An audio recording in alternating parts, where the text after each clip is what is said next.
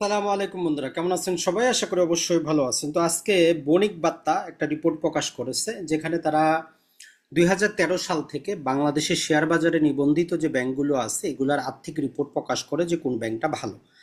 তো আজকে তাদের এই যে প্রতিবেদন, এইখানে যদি আমরা দেখি টপ ওয়ানে চলে এসেছে আমাদের ব্র্যাক ব্যাংক, যেটা আগের আমরা যেই রিপোর্টটা দিয়েছিলাম বাংলাদেশ ব্যাংকের সেটার মধ্যেও আছে। এমনকি শেয়ার বাজারেও তাদের শেয়ারের দামও বৃদ্ধি পাচ্ছে, তারা মুনাফাটা কিন্তু ভালো করেছে। তাহলে টপ ওয়ান নাম্বারে হচ্ছে ব্র্যাক ব্যাংক, আপনি চোখ বন্ধ করে ব্র্যাক ব্যাংকে আপনার লেনদেনটা করতে পারেন। এরপরে দুই নম্বরে যে ব্যাংকটা বণিক বার্তা নিয়ে এসেছে সেটা হচ্ছে সিটি ব্যাংক। তো মোটামুটি তাদেরও সেবা ভালো, আপনি তাদেরও সিটি ব্যাংকে অ্যাকাউন্ট করতে পারেন, কোনো সমস্যা নেই। তিন নম্বরে যেটা হচ্ছে যে প্রাইম ব্যাংক, এই প্রাইম ব্যাংকেও আপনি লেনদেন করতে পারেন, আপনার কোনো সমস্যা নাই। এরপরে আছে ইস্টার্ন ব্যাংক, এরপরে হচ্ছে Pubali bank, Dutch Bangla bank, Uttara bank, trust bank, mutual trust bank, Bank Asia. এটা ছাড়া যদি আমরা দেখি, তারা এই যে তারা টোটাল বাংলাদেশের শেয়ার বাজারে নিবন্ধিত 30টা কোম্পানি, 36টা ব্যাংক আছে।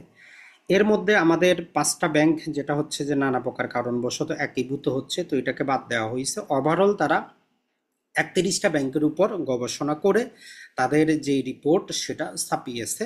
তো এর মধ্যে দেখা গেছে যে মোটামুটি আমরা যদি বলি, ব্র্যাক ব্যাংক, ব্যাংক এশিয়া এবং ডাচ বাংলা সারা বছরই মোটামুটি ভালো ছিল।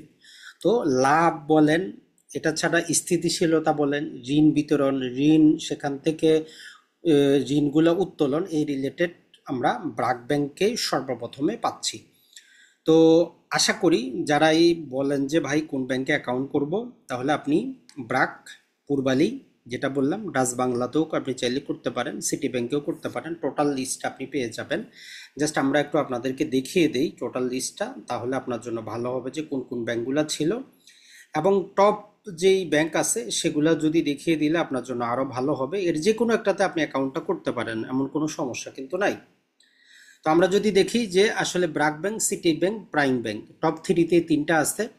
এর পাশাপাশি যে আরো ব্যাংকগুলো বললাম আমরা, সেটা হচ্ছে BRAC, city, prime, eastern, Pubali, Dutch Bangla, Uttara, trust, mutual trust এবং ব্যাংক এশিয়া। এগুলোতে আপনি করতে পারেন, কোনো সমস্যা নাই। তো তারা যে কাজটা করেছে, এখানে নানা প্রকার কিছু দেখেছে, মুনাফা দেখেছে, ঋণ বিতরণ দেখেছে, ব্যাংকের সুশাসন দেখেছে। এখানে টোটাল আমাদের যতগুলা ব্যাংক আছে শেয়ার বাজারে সবগুলো এসেছে, যেমন AB Bank, IFIC Bank, Rupali Bank, NRBC Bank, premium Bank, SB Bank, NRB Bank, Al Arafah, Mercantile, United Commercial, Islamic Bank, Standard Bank, South Bank, One Bank, Midland Bank, Dhaka Bank, Jamuna Bank, NCC Bank, Bank Asia. তার মানে এমন কোনো bank আর বাদ নাই। তো overall 2024 সালে সেরা র্যাঙ্কিংয়ে তাহলে আমরা টপ থ্রিটার মধ্যে আপনি রাখতে পারেন। আরেকটা যে কথাটা আমরা বলবো, যে আপনারা অবশ্যই যে কাজটা করবেন সেটা হচ্ছে এক ব্যাংকে কখনোই লেনদেন করবেন না, যতই ভালো হোক ব্র্যাক ব্যাংক, যতই ভালো হোক ব্যাংক এশিয়া। আপনি দেখেন, সেভিং অ্যাকাউন্ট আপনি এক ব্যাংকে রাখবেন, কারেন্ট অ্যাকাউন্ট এক ব্যাংকে রাখবেন, আপনার এফডি এক ব্যাংকে রাখবেন। আর আমরা সবসময় বলি যে দেখেন, কারেন্ট অ্যাকাউন্ট বা সেভিং অ্যাকাউন্টে আপনি শুধু সেই টাকাটাই রাখবেন, ম্যাক্সিমাম আপনার 3 মাসের ফ্যামিলি খরচ। যেমন ধরেন যে আপনার মাসে 30,000 টাকা খরচ হয়, তাহলে ম্যাক্সিমাম 90,000 টাকা আপনার সেভিং অ্যাকাউন্টে থাকবে। আপনি এফডি করবেন কি করবেন না, নর্মালি আপনি যদি ইয়াং হন, একটু ঝুঁকে নিতে পারেন, এফডি না করাই ভালো। এফডির চাইতে আপনি সঞ্চয়পত্র ক্রয় করেন, গভর্নমেন্ট ট্রেজারি ক্রয় করেন, সেখান থেকে আপনি ফিক্সড ভালো পরিমাণ পাবেন।